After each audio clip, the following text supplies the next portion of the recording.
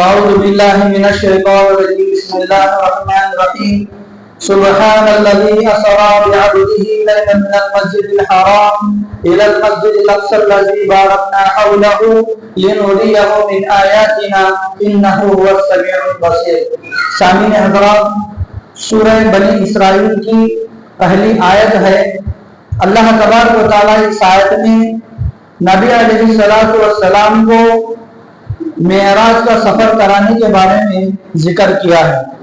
ترجمہ اس طرح سے ہے: سبحان الذی اسری بعبدہ لیلا من المسجد الحرام الی المسجد الاقصی الذی، پاک ہے وہ اللہ تبارک و تعالیٰ جو اپنے بندے کو مسجد حرام سے لے کر مسجد اقصی تک کیا ہے لے کر گیا، وہ بھی کیسا؟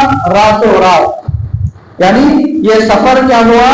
یہ دن میں نہیں ہوا سفر، بلکہ معراج کی جو ہے وہ سفر رات کا سفر تھا، دن کا سفر نہیں تھا. مسجد الحرام الی المسجد الاقصی الذی بارکنا حولہ، یعنی کہ اس کے ارد گرد کیا ہے برکتیں ہیں. اللہ تبارک و تعالیٰ نے بہت ساری برکتوں کو وہاں پر رکھا ہے. کیا برکتیں ہیں؟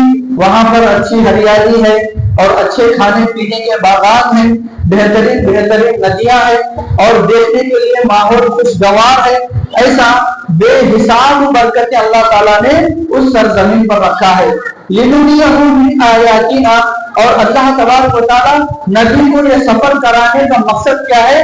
اللہ اپنی بہت ساری نشانیاں نبی کو بتانے کے لیے یہ معراج کا سفر اللہ نے طے کیا ہے. انہ هو السمیع البصیر، بے شک اللہ تعالیٰ بے انتہا سننے والا ہے اور دیکھنے والا ہے. سامعین حضرات، یہ سفر کے کیا ہے دو پارٹ بتائے گئے، ایک زمین سے زمین تک اور دوسرا پارٹ کیا ہے زمین سے لے کر آسمان تک. جب حضرت ابو بکر صدیق رضی اللہ تعالی عنہ کے ابو جہل کیا ہے آ کر ان سے کہا کہ بتاؤ ابو بکر، اگر کوئی آدمی 40 دن کا سفر زرے دیر میں، اور اتنا ہی نہیں بلکہ وہاں سے 7 آسمانوں کا سیر رات میں کچھ ہی لمحوں میں، کیا کوئی انسان کر سکتا ہے کیا؟ تو ابو بکر صدیق فرماتے ہیں یہ ہرگز نہیں ہو سکتا، یہ کوئی کر نہیں سکتا. تو پھر کیا ہے تم کو کس نے بتایا؟ ایسی باتیں تم کو کون بول رہا ہے؟ تو ابو جہل کہتا ہے کہ تمہارے جو رفیق ہے، تمہارے جو دوست ہے محمد، یہی وہ باتیں بول رہا ہے کہ 40 دنوں کا سفر مسجد حرام سے مسجد اقصی، پھر وہاں سے 7 آسمانوں کا طے کچھ ہی لمحے میں کیا ہے انہوں نے جا کے آئے، یہ اس طرح سے باتیں بول رہا ہے. تو ابو بکر صدیق رضی اللہ تعالیٰ کہتے ہیں اگر محمد صلی اللہ علیہ وسلم کے زبان سے یہ الفاظ آئے ہیں تو بے شک وہ صحیح ہے، یہ ممکن ہے، یہ ان کے لیے معجزہ ہے، یہ اللہ تبارک و تعالیٰ نے ان کے لیے طے کر چکا ہے. اس لیے کہ محمد اپنے زبان سے جھوٹ نہیں بولتے، جو بھی بولیں گے وہ اللہ تبارک و تعالیٰ کی وحی سے بولیں گے. تو سامعین حضرات، یہاں ایک بات یہ ہے لنریہ من آیاتنا، اللہ نے اپنی بے شمار نعمتیں، آیت کا مطلب کیا ہے معجزات، کرامتیں، بے شمار نشانیاں اللہ تبارک و تعالیٰ نے نبی علیہ السلام کو دکھایا. جبکہ اللہ کے نبی سے کتنے نبیاں چاہے دنیا میں آئے، کوئی نبی کیا ہے ایسی نشانیاں کبھی بھی نہیں دیکھے. آدم علیہ السلام تک نہیں دیکھا، نوح علیہ السلام تک نہیں دیکھا. ایسی بے شمار نشانیاں اللہ تعالیٰ نے ان کو عطا کیا. کیا نشانیاں ہیں وہ دیکھیے، وہ بہت ہی بڑی نشانیاں ہیں. ایک تو کیا ہے اللہ کے نبی دنیا میں آخر کیا ہے، پھر بھی کیا ہے یوسف علیہ السلام کو آسمانوں میں دیکھا. ہم کتابوں میں پڑھتے ہیں کہ یوسف علیہ السلام خوبصورت ہے، لیکن اللہ کے نبی صلی اللہ علیہ وسلم اپنے آنکھوں سے اس پیغمبر کو دیکھا. یہ کتنی بڑی نشانیاں ہے. ابراہیم علیہ السلام کے بارے میں ہم بہت سارے واقعات قرآن میں حدیثوں میں پڑھتے ہیں، لیکن اللہ کے نبی صلی اللہ علیہ وسلم ابراہیم علیہ السلام کو اپنے آنکھوں سے دیکھا. ایسا آسمانوں کے اوپر کیا ہے بہت سارے انبیاء کو اپنے آنکھوں سے دیکھا. یہ نبیوں کو ایک نبی کو دکھانا ہی اللہ کی بہت بڑی نشانیاں ہے. بس اتنا ہی نہیں بلکہ اللہ تبارک و تعالیٰ فرشتوں کا جو سردار ہے حضرت جبرائیل علیہ السلام، ان کو اللہ نے اصلی شکل میں بتایا. سامعین حضرات، بتاؤ کیا کوئی انسان فرشتے کو دیکھ سکتا ہے؟ اگر انسان فرشتے کو دیکھا بولے تو اس کے موت کے وقت فرشتے کو انسان اگر دیکھ رہا ہے تو اس کی روح نکلتے وقت ہی چاہے دیکھ سکتا ہے، اپنی حیات میں کبھی فرشتے کو دیکھ نہیں سکتا، لیکن رسول اللہ صلی اللہ علیہ وسلم کے لیے یہ بہت بڑی نشانی ہے کہ اللہ کے نبی فرشتے کو اصلی شکل میں دیکھا ہے۔ فرماتے ہیں روایتوں میں آتا ہے حضرت جبرائیل کو کیا ہے 600 پر تھے، 600 پروں پر تھا وہ فرشتہ جو ہر نبی کے پاس آتا تھا، ان کے اوصاف جو ہیں اللہ کے نبی صلی اللہ علیہ وسلم نے بیان فرمایا۔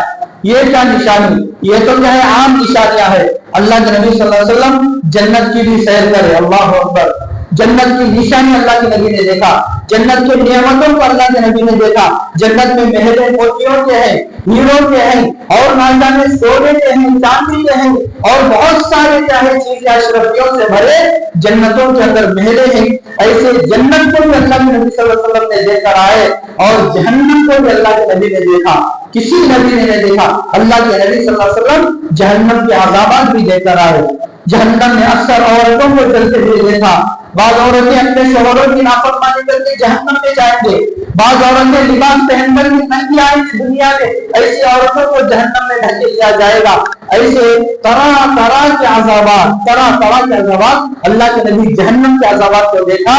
کیا کوئی پیغمبر، جتنے بھی نبیاں دنیا میں آئے، کیا کوئی نبی ایسا جنت کی نعمتیں، ایسا جہنم کے عذابیں، ایسا نبیوں کے چہرے کیا کبھی آ کر بیان کیے دنیا میں؟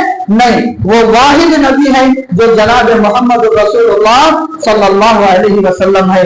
تو سامعین حضرات، آج بھی کیا ہے اکثر مسلمانوں کے ذہنوں میں کیا ہے اللہ کے نبی جسم سے نہیں گئے بلکہ اللہ کے نبی خواب میں دیکھے، چاہے وہ معراج کا سفر بول کر بولتے ہیں، لیکن حقیقت میں خواب نہیں دیکھا اللہ کے نبی، بلکہ جسم کے ساتھ اللہ کے نبی آسمانوں کا سفر کر کے آئے۔ اس لیے کہ قرآن میں وہ آیت کیا کہتی ہے، سبحان الذی اسری بعبدہ، بعبدہ کا مطلب کیا ہے، میرے بندے کو میں نے کیا ہے سفر کرا، میرے بندے کو میں نے بلایا ہے اوپر۔ مطلب کیا ہے، اللہ کے نبی کو خواب نہیں پڑا بلکہ اللہ کے نبی اپنے جسم کے ساتھ کیا ہے سفر کر کے گئے۔ اور اللہ تبارک و تعالیٰ اللہ کے نبی صلی اللہ علیہ وسلم سے کتنی محبت کرے گا تو میرا بندہ کہتا ہے۔ یہاں پر ایک بات نقطہ کیا ہے، سب سے پہلے اللہ کے نبی اللہ کے بندے، بعد میں رسول ہیں۔